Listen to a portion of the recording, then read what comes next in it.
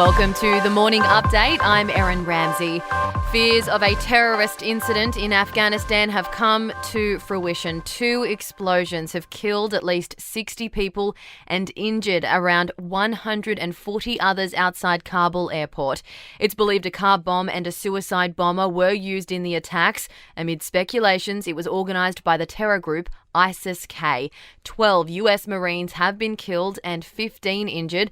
Australia has suspended its evacuation mission, but British Prime Minister Boris Johnson says his evacuation efforts are continuing from Kabul despite this morning's incident. Attacks, we condemn them. I think they're despicable, but it isn't going to interrupt our progress. We're going to get on with this evacuation. US General Kenneth McKenzie says they're determined to find those behind the explosions. If we can find who's associated with this, we will go after them. We've been clear all along that we're going to retain the right to operate against ISIS in Afghanistan. And we are working very hard right now to determine attribution, to determine who is associated with this cowardly attack. Prime Minister Scott Morrison will push for a vaccine passport at National Cabinet this afternoon. It'll be part of a debate on giving more freedoms for fully vaccinated Australians once vaccination rates pass 70%.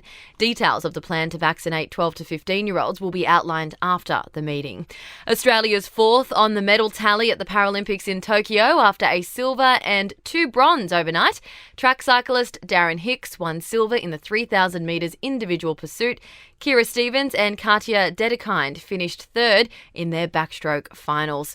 And truck drivers with the toll group are pushing ahead with a 24-hour strike. 7,000 drivers across the nation will park their trucks from midnight in a fight over a new enterprise agreement. The Transport Workers Union says the strike will not disrupt the delivery of COVID vaccines or essential medical supplies. To sport now, and Tennis Australia has struck a deal to ensure the Australian Open goes ahead next year. International stars will be allowed to train and play while in quarantine. Spectators may also need to provide proof of vaccination or a negative test result to attend. The Socceroos begin the final round of World Cup qualifiers next month in Doha. Australia plays China on September 5 and Vietnam 2 days later. And in cricket, England is 8 for 423 after day 2 of the 3rd test against India at Headingley, holding a lead of 345.